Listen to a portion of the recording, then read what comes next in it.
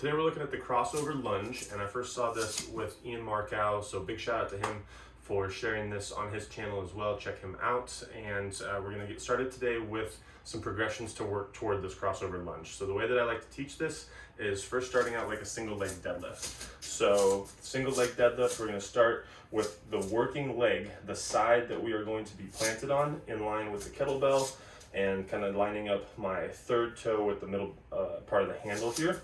And then I'm going to have my non-working side, the side that is going to be going behind me when I hinge, off to the side here. So I'm going to use this same side arm to reach for the kettlebell. So the single leg deadlift, this would be the first variation, would be coming straight down, and I'm just going to touch right at that handle and come back up. And what I'm trying to do here is I'm trying to stack my knee over my foot, over the middle part of my foot, so that I have this natural angle that's called our Q angle, from our hip to our knee.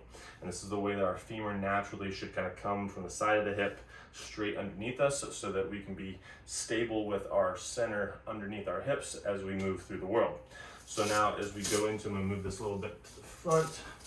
So now as we go into more of the crossover, what I'm going to do is I'm going to start to, as I hinge, drop my lead shoulder of the arm that's going to be going down towards the kettlebell, still trying to maintain this knee stacked over the ankle, and then come right back up. I'd probably want the kettlebell a little bit closer to me if I was going to do the full variation where I pick up the weight. So we'll see that here. So as I come down, my non-working leg is reaching back at the same rate as my hips, shoulders are coming forward. Get to that deep hinge, and I drive up, trying to keep that knee stacked over the ankle. Now I don't need to square up here. I can just keep my shoulder right in front, and then I'm going to come right back down, touch, and come back up. And when I'm finished with my set, do one more here. I'll show you guys from the front as well.